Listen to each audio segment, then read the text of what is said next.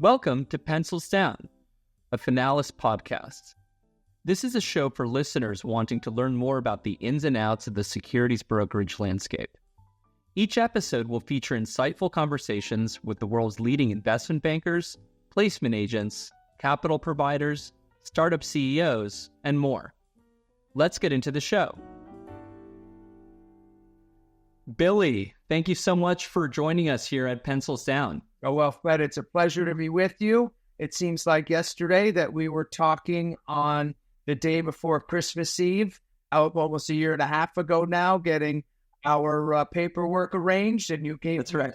Vision, and it's wonderful to see the vision fulfilled. Thank you so much. For those that are listening in, I should say that Billy, Birdzell, and the Voracious Group are one of our earliest customers and investment banking affiliates here at Finalis.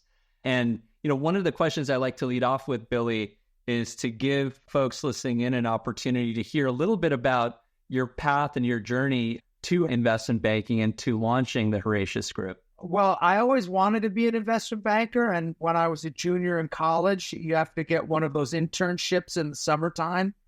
And unfortunately, I was the worst networker in the history of bad networkers. And I didn't know anything about anything. I won races on a bicycle, and I got good grades in school, career center, cover. I didn't know idea how to do anything, so I didn't get in anywhere. And I needed a job, so I went to Marine Corps Officer Candidate School, that may not be a logical sequence of decision-making for many people, but it made sense to me. And nice. So my journey to investment banking was 20 years of the road less traveled and, taking the long way home. So 8 years in the Marine Corps, marched to Baghdad as a frontline infantryman in 2003.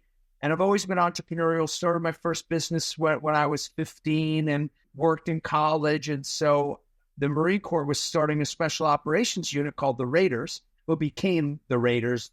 Back then it had a few different names as it evolved. But being able to get on the ground floor of a special unit inside of a greater enterprise is always neat. And if you're in the Marine Corps or General Electric or Goldman Sachs for that matter, being able to do something from the ground floor is a rare experience and a neat opportunity. So I joined special operations. And while most people think of special operations like the team that got Osama bin Laden, I was profiled for my ability to work across just about every human barrier and was on the advisory side. And what is M&A all about? Advisory services. So I lived with a family in Morocco, lived on their couch and went to school. I had to do one-on-one all day, every day, till I spoke fluent French. And I took my team across Africa where we embedded with partner forces, co-created a strategy, and then essentially executed a series of transactions to help them scale. And if an individual can do that with the sheikh and a tribal chief and generals in Africa, you can do it across the lower middle market. You can see you're a family, as the case may be. And really our whole approach is a mindset and strategies developed in special operations that we apply to the business world, and having more fun than I ever thought I'd have in a way that I didn't think I'd have it. And I don't think it'd even be possible without Finalis. Amazing. So you're now in Los Angeles, if I'm not mistaken, and you've launched Voracious Group. Tell me a little bit about the underlying thesis of the business, the types of opportunities that you're chasing. Our thesis is, I don't know if it's a thesis, as it's really just a response to facts. And the facts are there's 150,000 companies between about 3 and 20 million of EBITDA, what we call the lower middle market. Right. 5,000 that are middle market, and then 5,000 that are big companies. And there's only one CEO in each one of those organizations. So from a volume perspective, the lower middle market is 30 times? Is it 30 times both of those combined? It's about right. Yeah. So it's a lot. It's way bigger. And so also what's unique about the lower middle market is 2/3 of those companies are run by baby boomers. So they're now all retiring. And there's been a large demographic trend whereby 20 years ago, 3/4 of family-owned lower middle market businesses stayed in a family. And my family was 129 years of meat packing. And I grew up listening about my great-great-grandfather, my great-grandfather, and on you go. But today, 75% of these companies are being sold to third parties, whether it's a family office, a private equity firm, or an outside group of capital. And so there are just not enough transaction professionals to be of service to these individuals who sold their car, mortgaged their house, borrowed against their life insurance policy, Right. have just navigated through black holes, chaos, recessions, and all sorts of tremendous storms in order to build a great business that's 5, 10, 15 million in EBITDA and has hundreds and hundreds of employees, and all those families rely on them.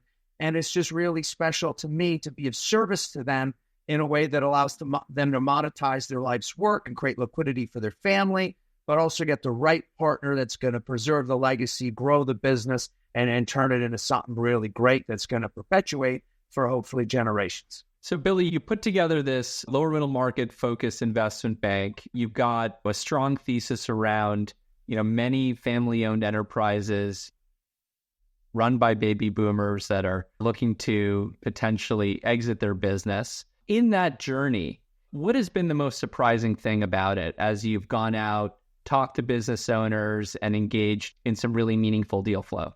What surprised me most is actually the first adage of special operations, which are that humans are more important than hardware. So, for example, when I first went out and got my first M&A mandate, I was competing against investment banks that everybody's heard of. And they have, some of them are global, so 1,000 employees. And I won that mandate. And it's not because I'm the biggest, the tallest, the smartest, or have the most experience. It's not because I have the most information. It's a personal relationship between an advisor and a founder.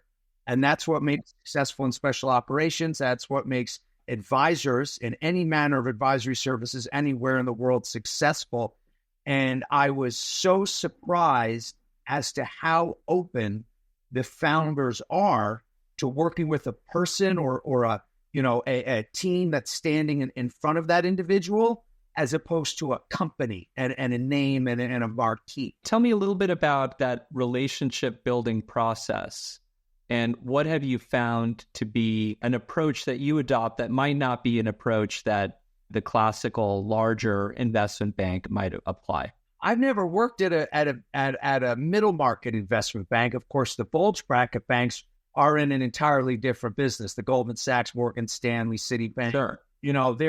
Those are Fortune 500 companies, and they're issuing securities in multiple currencies in multiple countries, and it's like a completely different business than what we're doing here. But in terms of the middle market banks, I haven't worked at one of those. So I know people who do. I've collaborated with people who do, and they're fantastic, and all respect to them. In my comings and goings, in my business, when I sit with a founder, I'm as authentic and honest as I can be.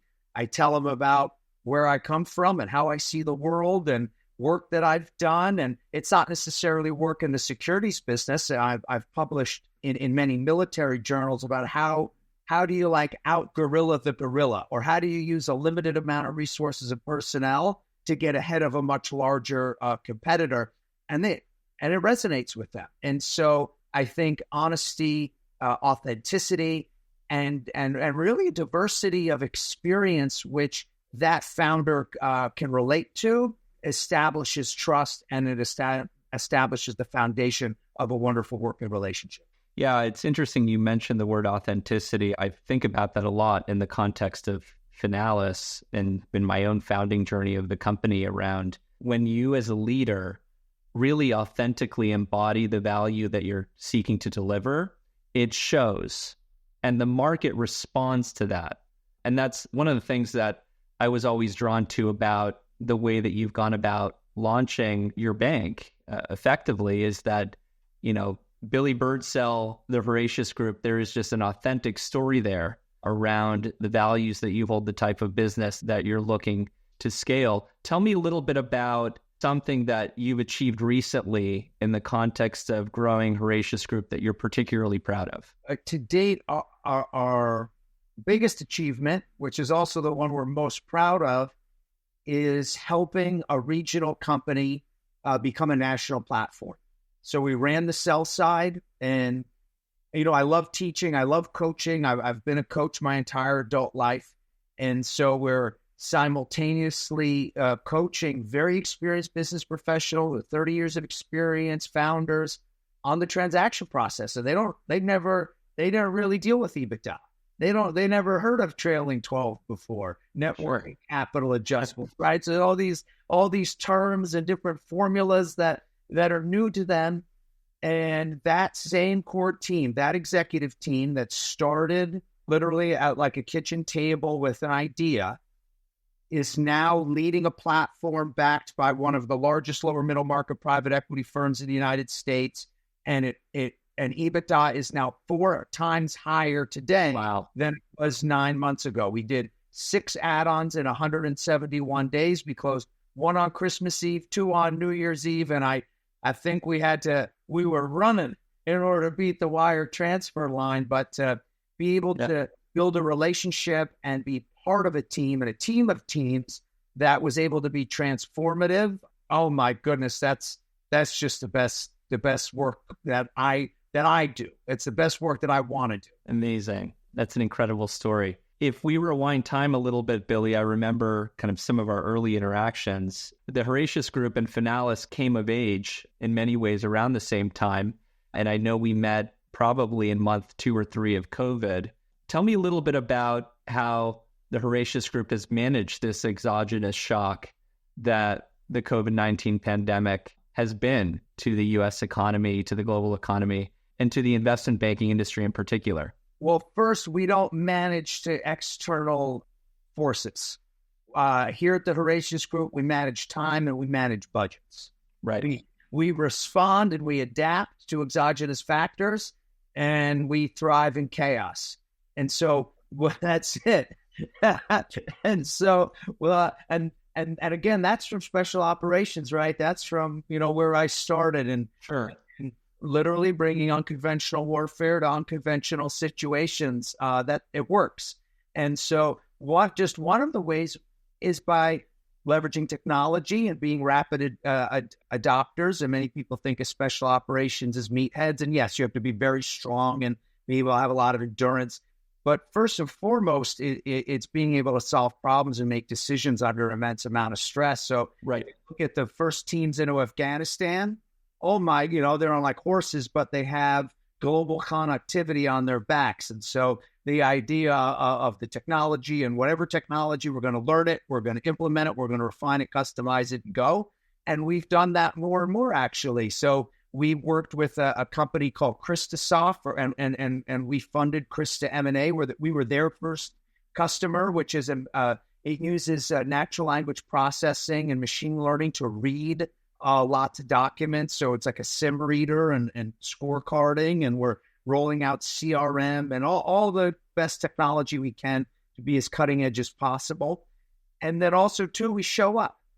So in the middle of COVID, when others didn't want to get on a plane, I did the double 95 mask and glove, whatever was necessary. And I got on the plane and I went and I showed up. And between the two of those, getting there and doing what is ever required to be of service to the client and leveraging technology in the best ways possible. So, for example, when I got all the enterprise stuff, I got all the enterprise software. It's like, I don't do small business because I might be a small business, close quote, but in my mind, we're an enterprise being of service to other enterprise. So I got all the enterprise software and we got it all set up. And one of them, we had to talk them into letting us use it because we didn't have enough users. And we're like, please, and they hooked this up. But there's something about a mindset, being cutting edge in technologies and really showing up and being a service and taking care of people, that makes the world turn, regardless of interest rates, inflation,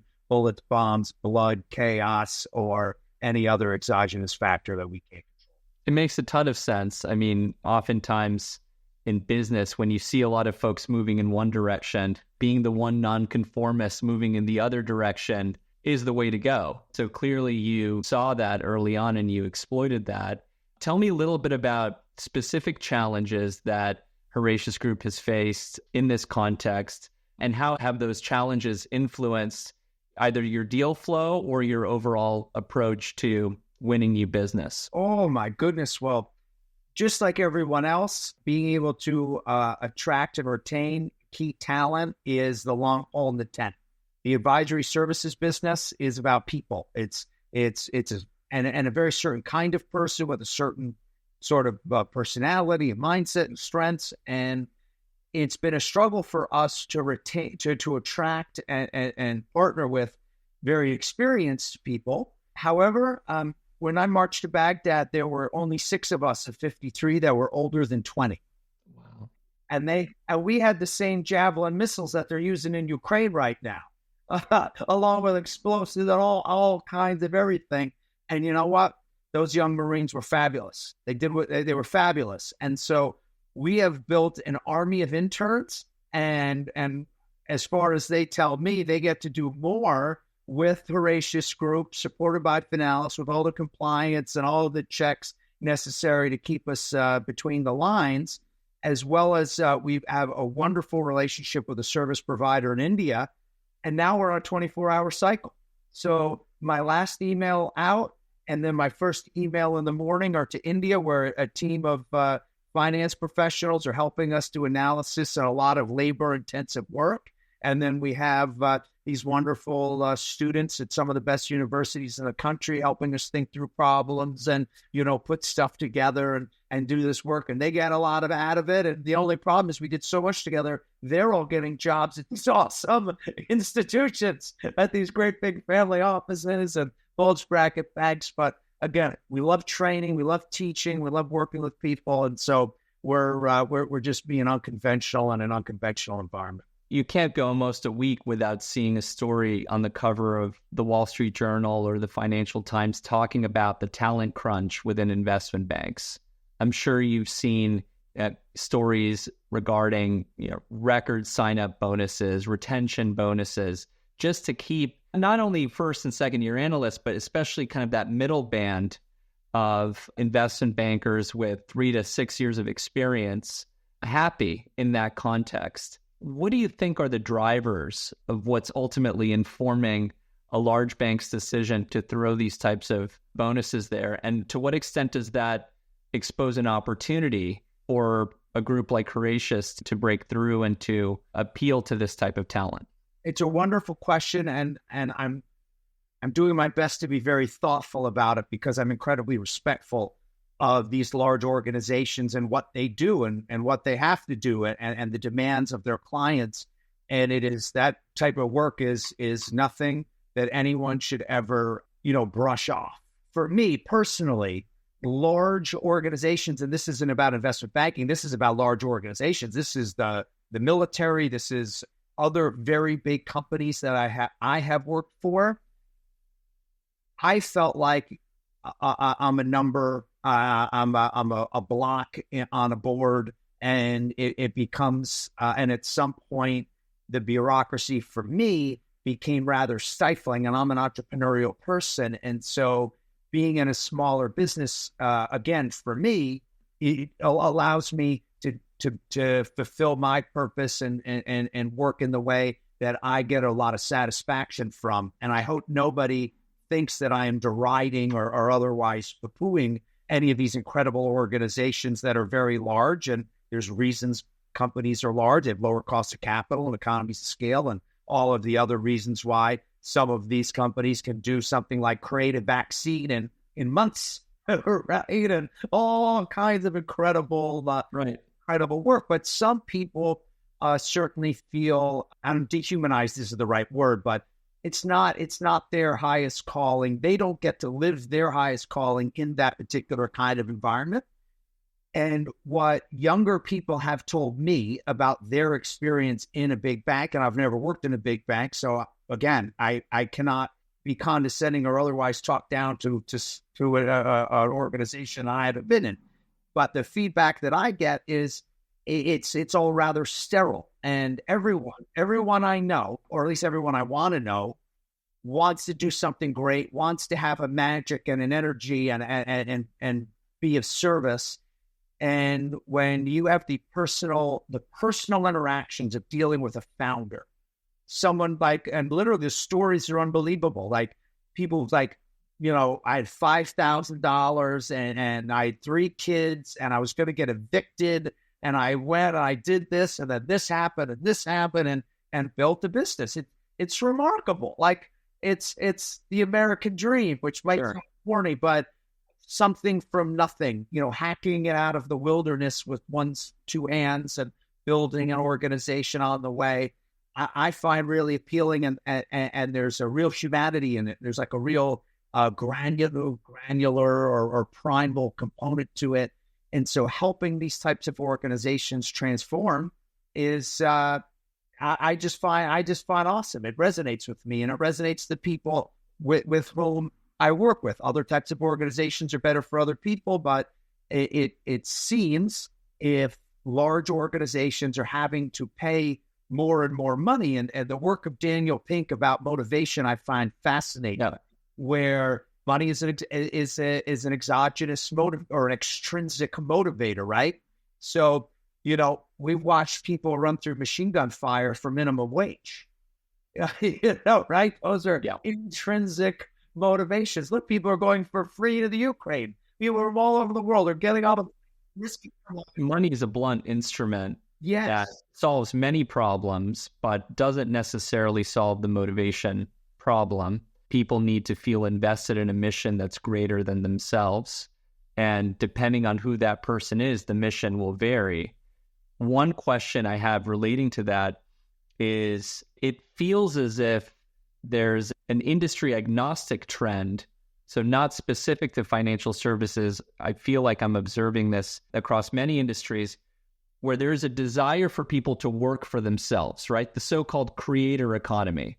The gig economy? The gig economy, the creator economy. It gives me no pride in admitting the results of a survey. I think it was 1 or 2 years ago where children polled said they wanted to be Instagram influencers. And then they, of course, surveyed the same children in China and they wanted to be astronauts. The question is, to what extent do you think this is also playing into that? And do you see opportunities for some of these folks currently, toiling at an investment bank, perhaps under a couple of layers of hierarchy, as, potentially, being the types of folks that might be interested in starting up their own boutique advisory, and that in many ways maybe perhaps Horatius is a reflection of a wave that is to come in favor of folks effectively exploring their interests in corporate finance advisory on the basis of their own brand equity in the market.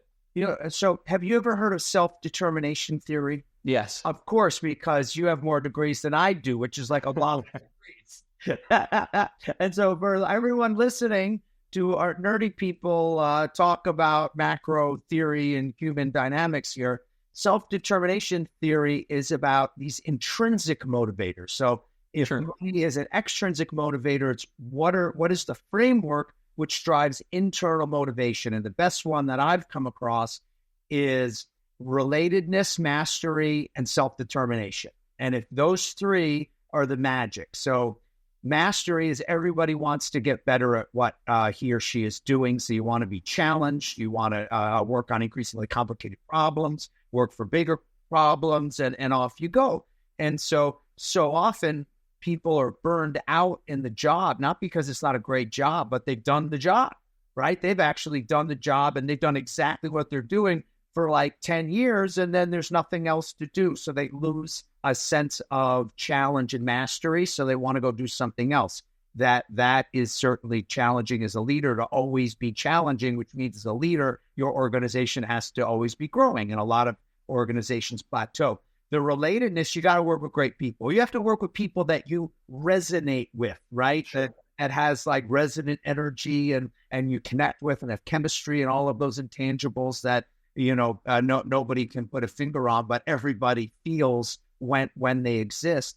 And I think, and this is my thought fed, I think the desire for more self-determination, which is, having, deciding, hey, I'm going to go do this or I'm going to go do that, is because of lack of relatedness.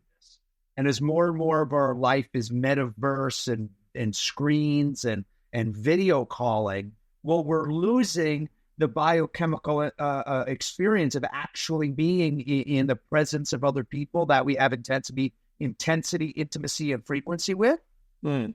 And as a result of that, we want novelty be a kind of self-determination. That's my thesis on that. But where it comes back to with these large organizations is if a renowned financial institution, world famous, with brilliant people and doing the most cutting edge work that there is to do in finance, has to throw money at young people in order to get those young people to work there, there is a problem with relatedness and self-determination. Because the mastery part, like, the sky's the limit when you're there. Right. It doesn't get any bigger than that. But that means there is a massive relatedness issue. And when we were in the service, which is life in a pressure cooker, and we're in combat, so there were all these questions like, why is this? And why is that? And why are we standing here? And, oh, you think waiting for attorneys to get back to you is boring? Wait till they tell you your plane's going to be here in 2 weeks. And you have nowhere to go and nothing to do, and you're eating like chow hall food. Like, that's boredom. Right?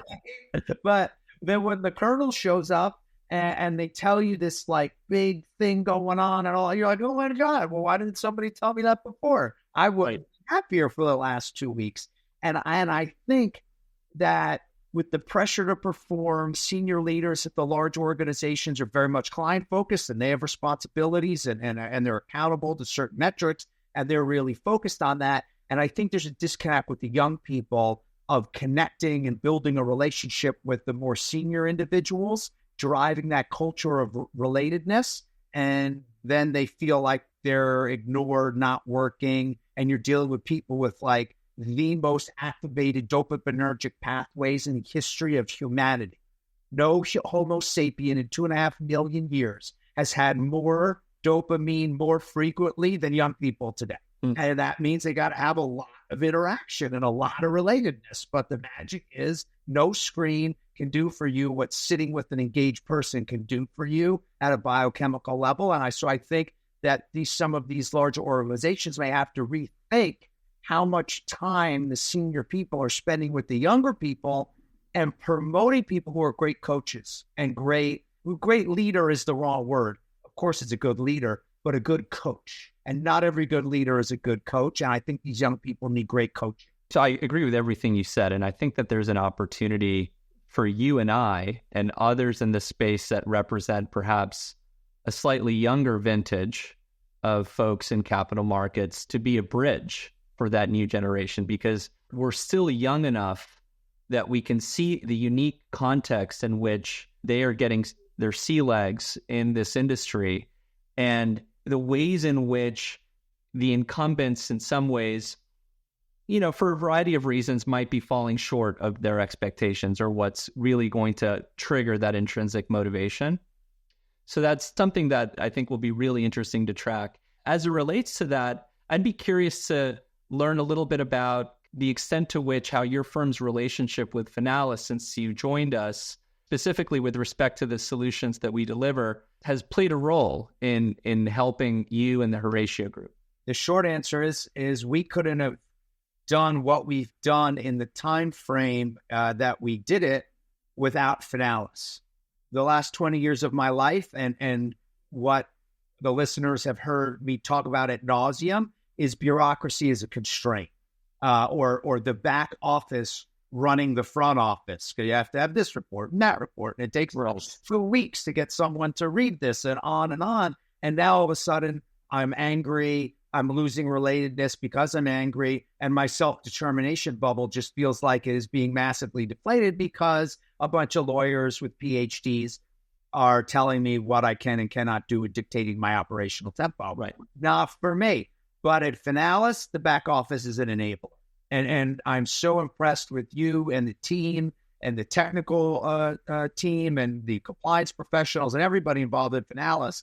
We're inversing the front office, back office dynamic. And I think that starts really with you and the humility you have of who you are, the educational and an academic background you have, and you are focused on being of service through compliance. and it's very rare, and there's seldom few founders. When we first started out, for all of you listening, Fed, who has a PhD, a JD, and a master's degree, go find somebody else with that. N equals maybe 2, right? There might be somebody else with this qualification.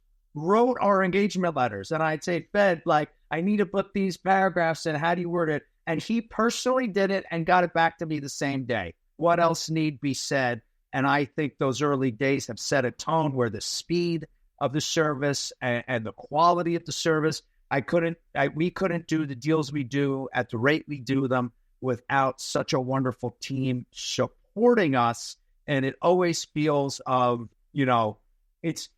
don't do no because. If people tell me no because, they're fired. Finalis says yes if, and that means you're hired. It is a yes if organization, and I couldn't do it. And the other thing too, the clients, they've been in business for 30 years. They've read documents. They know what engagement letters are supposed to look like. They're lawyers who are from proper law firms read documents. And if you have amateur documents, you're going to be looked at as an amateur. And those Finalis documents are A+. And when those go across and other professionals read them, they say, yeah, these are real bankers. This is a real organization that we're working with. And that all comes from your team and the attention to detail and the quality that they have. And it's really, it's exceeded my expectations. Oh, I mean, Billy, thank you so much. Those are incredibly kind words. And I would just say that your military bona fides are far more impressive than any academic piece of paper I might have on my wall. But anyway, the customer centricism, I think for us, is a real obsession. And we're constantly focused on finding ways we can deliver more leverage value to you and Horatius Group. One of the things that has evolved is obviously, I think you were customer number 14 or 15. We now have over 120 investment banks on the Finalis platform, over 520 active deals in market. There's kind of a potential energy there that we're starting to find ourselves in a position to really exploit for the benefit of all the participants of the Finalis network. And one of the manifestations of that is this mandate marketplace notion. And I know that, we have sent some opportunities your way. Tell me a little bit about where you see the potential there unfolding as we continue to develop this concept. I'm on the precipice of closing a transaction and getting a fee as a result of the marketplace, and it isn't even built out all the way. And so, and for everyone listening, a bulge bracket bank, sure, it's one broker dealer, right? There's a unified registration. However, it's really like a collection of small teams. There's product teams and industry teams, and there's all kinds of teams. And those teams all engage different clients. And if a industry team needs a product team, well, they pay the product team. There's fee sharing involved up and across those large organizations. That's actually the norm. And what's so neat about Finalis is the diversity of the team. And, we're growing our real estate practice at Horatius Group, largely because our clients asked us to. We work with a lot of family offices, and the family offices we work to have real estate allocation. They have private equity allocation. We have historically dealt with them on the private equity side or the operating company side, but it's very hard to build these relationships. And if you have them, why not be able to offer them different kinds of product? And so there are real estate professionals on the Finalis platform that I have engaged with to pitch in a months-long bake-off with other investment banks. And because of the both of us that met through the Finalis marketplace, we won the mandate. Amazing. There's other individuals who we put out, like I got a mandate. We put the transaction out into the market, and they called us back. We have the calls, and now we're about to close a multi-billion-dollar financing for a real estate project through the other individuals' capital networks, not mine. But if one person gets the transaction or the mandate, and the other person gets the money, that's called a winning team right there. I always tell folks, I say, listen, 10% of a success fee is way better than 100% of no success fee. Every time, on all days that end in Y, Fed's comment is correct. And I can't wait to see the marketplace get bigger. And so those of us who have specialties can then start putting it together in our own organic way. And we're all going to make more money and be able to accomplish more objectives as a result. Awesome. Well, Billy, I want to thank you for joining us on Pencils Down. Thank you so much for your time. But most of all, thank you for your partnership and your friendship, being an early client of the firm from its earliest years, and very much looking forward to building upon the partnership in the days to come. Oh, well, I'm excited. And I knew that I was on my way in finance. And I was with an associate at a private equity firm, and we were driving to look at a transaction. And he was getting married, and he was talking about but my friends from high school. But then I told him, I was like, listen, you need to start writing covered calls and not uncovered puts, which is to say you want to play long-term games with long-term people. And it's so fun in life when you have a new chapter. I'm starting a company, you're starting a company, which was, the Finalis, and you can identify long ball hitters. And what a gift it is when someone that you admire and respect partners with you, and that everybody can grow together. And I think some of the great organizations all happen because of this building the right network and then growing together over time. Could not agree more. And I think that's a perfect note to end on. So thank you so much, Billy. Hope to have you back here soon. Finalis is a broker-dealer platform with everything M&A advisors, investment bankers, and placement agents need to succeed. We deliver a broker-in-a-box regulatory affiliation solution replete with tech-enabled compliance, research and analytics, deal lifecycle management tools, and a first-of-its-kind deal marketplace. Learn more at www.finalis.com. You've been listening to Pencils Down, a Finalis podcast. Keep connected with us by subscribing to the show on your favorite podcast player. If you like what you've heard, please rate the show. That helps us keep covering the latest in the securities brokerage landscape. Thanks for listening. Until next time.